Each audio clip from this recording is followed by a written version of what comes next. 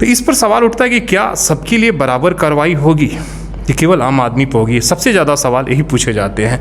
वो no parking की सवाल हो, जब गाड़ियाँ आप उठाते हैं तब भी लोग यही सवाल पूछते हैं, जब आप बोर्ड खुलवाते हैं तब भी लोग यही सवाल पूछते हैं। देखिए, क्वेश्चंस करने वाले तो बहुत हैं, काम करने वाले भी कुछ मिलते हैं। तो जब मैं काम कर रहा हूँ तो क्वेश्चन तो उठेगा। तो क्वेश्चन उठता है कि क्या सभी के लिए बराबर है। तो आपने देखा होगा कि मैंने जब बोर्ड उखाड़ा है या निकलवाया है तो उनकी सहमति से निकलवाया, उनसे फ़ाइन भी लिया है। तो मैं तो जो मुझे मिले रास्ते में चलते फिरते नज़र आ गए तो मैंने उनको रोक लिया, मैं उनका बोर्ड तो निकाल दिया हूँ। आगे भी जो मुझे मिलेंगे मैं उनका बोर्ड निकाल लूँगा। नमस्कार, सोशल संवाद में स्वागत है। मैं शशि भूषण और आज हम फिर से बात करेंगे ट्रैफिक व्यवस्था के साथ। हमारे साथ जो है traffic DSP Baban Singh sir हैं और आप देख रहे हैं कि इन्होंने हालांकि इनकी ये सफलता जाती है कि दो चीज़ों को इन्होंने शहर में लागू करा है। एक तो डबल हेलमेट पहनने के लिए आज सड़कों पर जब आप नज़र दौड़ाएंगे तो 80 से 90% लोग आपको डबल हेलमेट पहनते हुए नज़र आएंगे। ये इनकी उपलब्धि है। दूसरा, जो इन्होंने ऑटो से लेकर बस वालों तक इन्होंने ड्रेस के कोड जो है लागू करा दिया। हालांकि ये नियम बहुत पहले से था लेकिन अभी तक यहाँ पर लागू नहीं हो पाया था। तो इनकी लगातार जो है कार्रवाई बातचीत करके इन्होंने दो चीज़ों को बड़ी सफलतापूर्वक से लागू कराया। लेकिन इसके साथ कई और भी सवाल हैं जो लगातार जब भी हम ये ट्रैफिक की सवाल उठाते हैं आप लोग सवाल पूछते रहते हैं। जैसे अभी अभियान चल रहा है बोर्ड लगाने को लेकर, अगर कोई प्रेस लिखा है, कोई पॉलिटिकल पार्टी का बोर्ड लगाया है, कोई ह्यूमन राइट्स को लगाया है, इन सारे को लेकर ये अभियान चला रहे हैं बोर्ड उतारने को लेकर। हालांकि ये न्यायालय का आदेश है, सरकार का आदेश है जिसके अधीन ये कार्य किया जा रहा है। और इसके साथ ही आप देख रहे हैं कि शहर में लगातार ट्रैफिक नियमों को लेकर जाँच अभियान भी चल रहा है और नो पार्किंग में जो लोग गाड़ियाँ लगा रहे हैं उसके खिलाफ भी आप देख रहे हैं कि रोज़ जो है अभियान सड़कों पर आपको दिखता है। हालांकि इसको लेकर काफ़ी लोग नाराज़ भी हो रहे हैं। तो हम बातचीत करेंगे उन तमाम सवालों पर और जो सवाल आप उठाते हैं वो सर से हम जवाब लेंगे।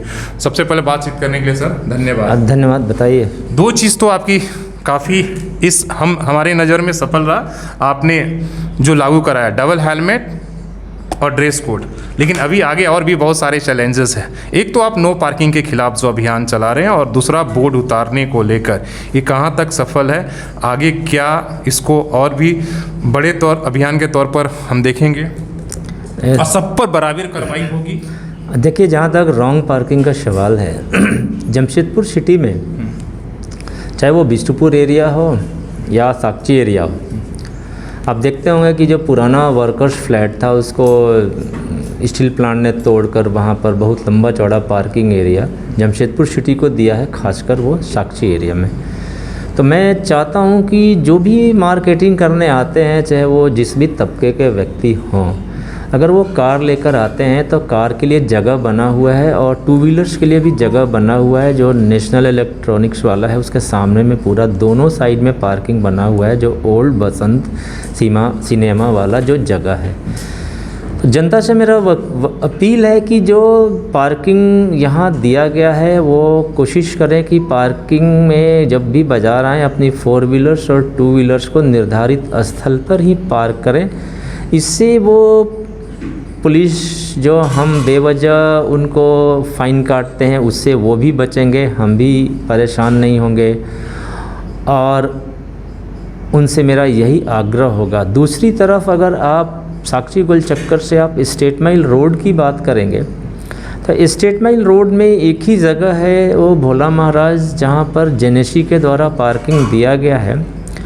तो पता नहीं लोग इतनी हड़बड़ी में क्यों रहते हैं कि वो पार्किंग में नहीं लगाते हैं गाड़ी, और हम लोग कितना भी प्रयास करते हैं, जब हम जाते हैं हमारे पुलिस वाले जाते हैं तो फिर वो गाड़ियों को इधर उधर उठा के उसमें जाते हैं रखते हैं, नहीं तो अन्यथा वो बेतरतीब पार करके चले जाते हैं। सड़क पूरा बंद हो जाती है उसकी वजह से, पैदल चलना उसके वजह से सबसे अगर वो उनके दिमाग में कम से कम इतना भी रहे कि आम जनता को चलने और आने जाने में सहूलियत देने की अगर बात अगर वो खुद सोचते तो कम से कम अगर वो एक रो भी पार्क करें अपनी बाइकों को तो भी वो रोड दोनों साइड का अप एंड डाउन रोड आसानी से चल सकता है। लेकिन आप कभी कभी देखेंगे कि एक रो नहीं, ये लोग 2 रो पार्किंग कर देते हैं, साथ ही साथ जैसे तैसे गाड़ी खड़ी कर देते हैं, जिससे कि आम जनता को काफ़ी परेशानी होती है। और हम जब भी जाते हैं कड़ाई करते हैं तो थोड़े समय के लिए जनता को दिमाग में घुसता है, उसके बाद फिर वो एज इट इज़ हो जाते हैं, जो कि यहाँ के पब्लिक के मेंटलिटी को लिए मैं उनका अच्छा नहीं मानता। मेरा उनसे सलाह होगा, उनको सुझाव होगा कि वो उसको तरीके से लगाएं। जो भोला महाराज का पार्किंग है, आप वो उसमें गाड़ी पार्क करो। अन्यथा मैं तो कभी कभी जब भी मुझे फुर्सत मिलती है, मेरे दिमाग में अटता है कि वो जाम चलने रहा, तब मैं जाता हूँ, गाड़ियों को उठाता है तो लोग अफरा तफरी में गाड़ियाँ इधर उधर सीधा करते हैं। ये उनके लिए भी अच्छा नहीं है, शहर के लिए भी अच्छा नहीं है, आम जनता को चलने में भी अच्छा नहीं। मुझसे अपील होगा कि वो सभी ऐसा ठीक तरीके से चलें। सर, अब बोर्ड उतारने को लेकर हम बात करें, जो आपने हालांकि इससे पहले प्रेस कॉन्फ्रेंस भी करके कई बार ये बताया गया था और टाइम भी दिया गया था कि जिन लोगों को परमिशन नहीं है बोर्ड लगाने के, वो पॉलिटिकल पार्टी हो, ये प्रेस वाले हों, पुलिस वाले हों, चेक जो भी है वो अपनी बोर्ड उतार देंगे। सवाल ये उठता है, जब आप बोर्ड उतारते हैं, कई बार हमने उसको लाइव ये दिखाया, तो लोग सवाल पूछते हैं कि क्या डीएसपी साहब या जो और भी पदाधिकारी हैं वो किस कानून के तहत बोर्ड लगाते हैं, क्या उन्हें परमिटेबल है? आप उन सवालों को कैसे जवाब देंगे, जबकि कानून तो सबके लिए बराबर होना चाहिए? देखिए, झारखंड सरकार की अधिसूचना 285 10 डेटेड 10/3/21 कोई अधिसूचना आई है जो कि ओपन है। जो भी चाहेगा तो गूगल मारकर इसको 285 10/3/21 को देख सकता है। उसमें वो तकरीबन 4 पेज का नोटिफिकेशन है। उसमें बिल्कुल क्लियर कट है कि किस व्यक्ति को बोर्ड लगाना है और किस व्यक्ति को बोर्ड नहीं लगाना है। तो मैं नट एंड शेल में बताना चाहूँगा कि न्यायपालिका, विधायिका और ये प्रशासन, जिसमें पुलिस और डिस्ट्रिक्ट एडमिनिस्ट्रेशन, उधर में न्यायपालिका, इन सभी को बोर्ड लगाने की अनुमति दी गई है। और उसमें उनका कलर और बोर्ड का कलर और बोर्ड का साइज़ भी उसमें दिया गया है। उसके तहत वो बोर्ड लगाते हैं। जैसे मैं भी हूँ तो मुझे है कि पुलिस उपाधीक्षक स्तर के पदाधिकारी नीली बोर्ड लगाएंगे। तो आप देखते होंगे शहर में मेरी गाड़ियाँ तो ओपन चलती है, बोर्ड खुला रहता है, उसमें डीएसपी ट्रैफिक नीले बोर्ड पर लिखा हुआ है। और भी पुलिस उपाधीक्षक आपको नज़र आएंगे तो वो लोग नीले बोर्ड पर उन्होंने अपना पदनाम लिखकर उसमें वो जो बैठते हैं, एसडीपीओ हों, मैं हूँ, शिशिया डीएसपी है, डीएसपी हेडक्वार्टर 1 हो 2 हो, सबके लिए ये कलर एकदम डीएसपी रैंक के लिए कलर बिल्कुल क्लियर है कि ये नीले कलर की बोर्ड होगी, 18 इंच बाई 6 इंच के बोर्ड होगी, उसमें उनका पदनाम उनका लिखा हुआ होगा। ये पूरी तरह से नियम के तहत, ये पूरी तरह से नियम के तहत है। मैं दोबारा कहना चाहूँगा कि आप नोटिफिकेशन संख्या 285 10/3/21 निकाल लीजिए, खोल लीजिए, पढ़ लीजिए। और शुरू में मैंने इसे पेपर में भी दिलवाया था, उदित वाणी ने पूरे डिटेल इसका अपने पृष्ठ में छापा था, 2य पन्ना और 3य पन्ने पर। इसलिए इसमें किसी तरह का कोई शक शुबा नहीं है। तो मैं बिल्कुल ये भी बताना चाहूँगा कि कोई भी प्रेस, कोर्ट, जुडिशरी ऐसा लिखकर, सरकार लिखकर वो अपने बोर्ड में नहीं चल सकते हैं। बोर्ड झारखंड सरकार इसे लिखा रहता है गाड़ियों, झारखंड सरकार गाड़ियों के पीछे वो अलग है, लेकिन बोर्ड नहीं लगा होगा। बोर्ड नहीं लगेगा उनका, ना आगे ना पीछे। Board fibre plate, metal plate में, पीतल में या ऐसे नॉर्मल लेटर में, जो लेटर भी है कि किसको किस तरह से लिखना है। जैसा मैं हूँ तो मेरा ब्लू है तो वाइट में रहेगा, और किसका रेड है तो किस गोल्डन में रहेगा, ये सब उसमें क्लियर कट लिखा हुआ है। चलिए सर, हालांकि हाँ, इस जो आप किसी भी आप बार बार ये सवाल उठाते रहते हैं तो ये मिस इन्फॉर्मेशन नहीं होना चाहिए, इसलिए कानून सबके लिए बराबर है। अगर कहीं गलती है तो सवाल उठाने का आपका हक है। तो इस पर सवाल उठता है कि क्या सबके लिए बराबर कार्रवाई होगी कि केवल आम आदमी पर होगी? सबसे ज़्यादा सवाल यही पूछे जाते हैं। वो नो पार्किंग की सवाल हो, जब गाड़ियां आप उठाते हैं तब भी लोग यही सवाल पूछते हैं, जब आप बोर्ड खुलवाते हैं तब भी लोग यही सवाल पूछते हैं। देखिए, क्वेश्चंस करने वाले तो बहुत हैं, काम करने वाले भी कुछ ही कुछ मिलते हैं। तो जब मैं काम कर रहा हूँ तो क्वेश्चन तो उठेगा। तो क्वेश्चन उठता है कि क्या सभी के लिए बराबर है। तो आपने देखा होगा कि मैंने जब बोर्ड उखाड़ा है या निकलवाया है तो उनकी सहमति से निकलवाया, उनसे फ़ाइन भी लिया है। और अगर आप तो मैंने स्टोर में डाल दिया है। सभी साइट के सभी जनप्रतिनिधियों में जो सदस्य, उपाध्यक्ष, अध्यक्ष, भारत सरकार, फलाना पार्टी का प्रतिनिधि, फलाना क्षेत्र का प्रतिनिधि, ऐसा करके जिन्होंने लोड लगाया, तो मैं तो जो मुझे मिले रास्ते में चलते फिरते नज़र आ गए तो मैंने उनको रोक लिया। मैं उनका बोर्ड तो निकाल दिया हूँ, आगे भी जो मुझे मिलेंगे मैं उनका बोर्ड निकाल लूँगा। चलिए, अब इस बात ज़्यादा हम नहीं करते हैं। एक सवाल और शहर से जुड़ा हुआ है नो एंट्री को लेकर, इसलिए कि बड़ी गाड़ियां की वजह से काफ़ी एक्सीडेंट होता है और आंकड़े अलग अलग हैं। अगर हम पूरे पूर्वी सिंहभूम की बात करें तो 4000 के आसपास में पूरे ज़िले में एक्सीडेंट होता है, शहरों में भी 30-40%, इसमें बड़ी गाड़ियां से छोटी गाड़ियों को एक्सीडेंट होता है। नो एंट्री को लेकर क्या है सर? और बहुत सारे लोगों की शिकायत रहती है कि नो एंट्री में भी डंपर चल रहा है, टेलर चल रहा है और उन रोडों पर भी चल रहा है जहाँ पर नहीं चलनी चाहिए, तो क्या है नियम इसका? देखिए, नो एंट्री का जो समय निर्धारित है तो मैं ये बताना चाहूँगा कि 11 बजे से लेकर 1 बजे तक जमशेदपुर सिटी के अंदर में एंट्री का समय ये बनाया गया है। इसमें हर तरह की गाड़ियाँ, चाहे वो कोई भी हो, 11 बजे से लेकर 1 बजे तक वो इन करेंगे। दूसरा समय है 3 बजे से लेकर 5 बजे तक, इसमें हर तरह की गाड़ियां शहर से आउट होंगी, वो बाहर जाएंगी। रात्रि 11 बजे से लेके सुबह 6 बजे तक ये कंप्लीट नो एंट्री ओपन है। इसमें शहर में गाड़ियां जिधर से जो जाती हैं अपना जाएंगे।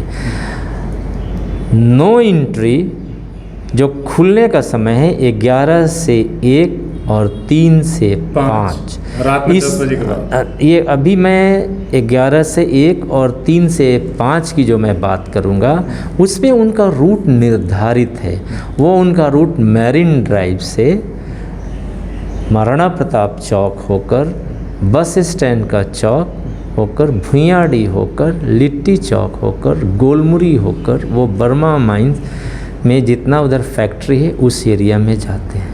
इस समय के बीच में कोई भी गाड़ी शहर के बीच से नहीं चल सकती, साक्षी से नहीं जा सकती, बिष्टुपुर से कहीं, वो शहर के अंदर से नहीं चलेगी। और जो 11 से 6 का टाइम है उसमें वो मैं ट्रैफिक का समय भी ख़त्म हो गया। मेरी ड्यूटी 10 बजे रात तक है, लेकिन वो ओपन है, ट्रैफिक खुला हुआ है नो एंट्री, इसलिए वो सभी तरफ से जाती हैं। अब आप बात कर रहे हैं कि कुछ गाड़ियां चलती हैं, क्या परमिट? अभी आपने देखा होगा बस 10 मिनट पहले कि लिंडे गैस एजेंसी से मेरे पास फ़ोन आया कि सर मेरी 2 गाड़ी है, उसको जाना है। मैंने उनको अलाउ किया। लिंडे ऑक्सीजन, ह्यूमन ऑक्सीजन के लिए वो है। ऐसी गाड़ियों को, जो फ्यूल की गाड़ियां हैं, ऐसी गाड़ियों को मैं परमिशन देता हूं। जो आपका ये गैस की गाड़ियां हैं जो सिलेंडर कैरी करते हैं, उनको मेन सिटी के अंदर से भी जाने का कोई रोक टोक उनका नहीं है। उसके बाद आप आ जाइए, जितना पेट्रोल पंप शहर के अंदर में है, इनके लिए जितनी भी गाड़ियां हैं सभी को हम उनको परमिशन देते हैं, वो परमिटेड हैं।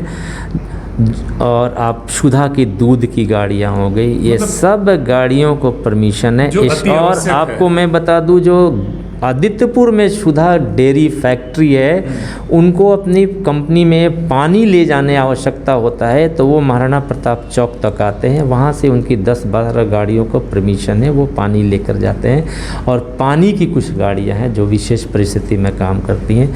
इसके अलावा कुछ अपना जुस्को का रोड कंस्ट्रक्शन का काम जो सिटी के अंदर में डे टाइम में चलता है, रात में चलता है।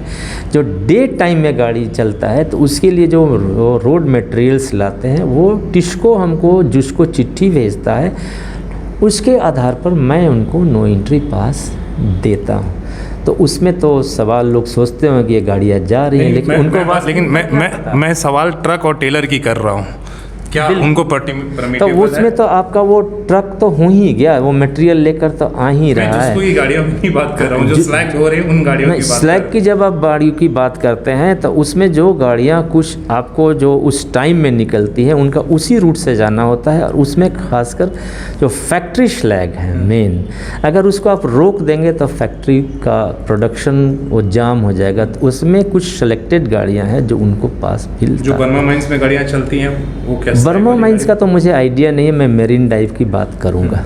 मेरिन ड्राइव से जो ऐसे होके जाती हैं। हाँ, कुछ लिमिटेड गाड़ियाँ हैं वो मैं, हाँ वो जब मांगते हैं तब, जब वो अप्लाई करते हैं तब। रेगुलर वो नहीं, रेगुलर बेसिस पर कुछ भी नहीं है। रेगुलर बेसिस पर आपकी गैस की गाड़ियाँ हैं, दूध की गाड़ियाँ हैं, हाँ ऑक्सीजन की गाड़ियाँ हैं। ऑक्सीजन केवल 3 कंपनियाँ यहाँ हैं, लिंडे है, एयर वाटर है, फैक्शियर है, ये सब चलता है।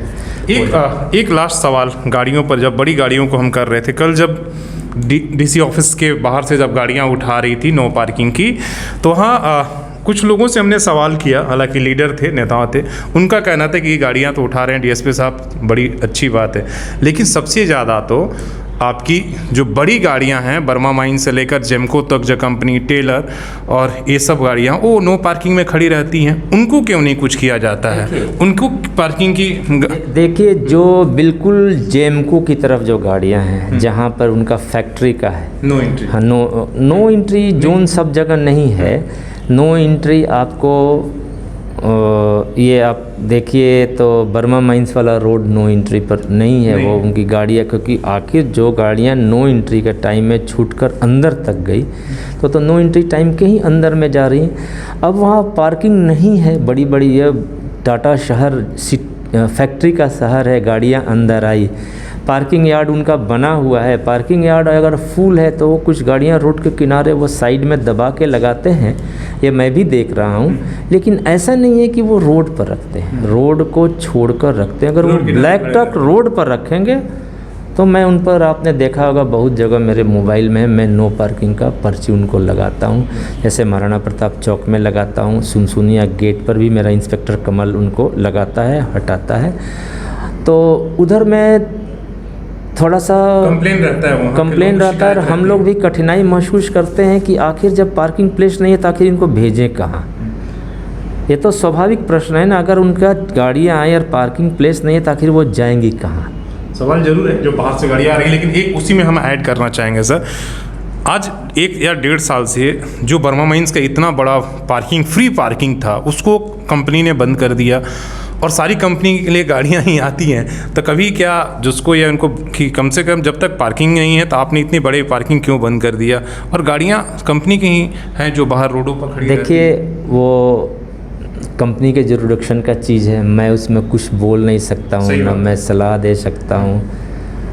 हाँ, बहुत आगे कुछ प्रॉब्लम ऐसा आएगा तो निश्चित रूप से प्रशासन उन पर कंपनियों को एक सजेस्ट करेगा, चिट्ठी ज़रूर लिखेगा कि आपकी गाड़ियों के चलते ये शहर में परेशानी होती है। अभी सर 1 सप्ताह पहले जो एक्सीडेंट हुआ आपने देखा वहीं पर, जो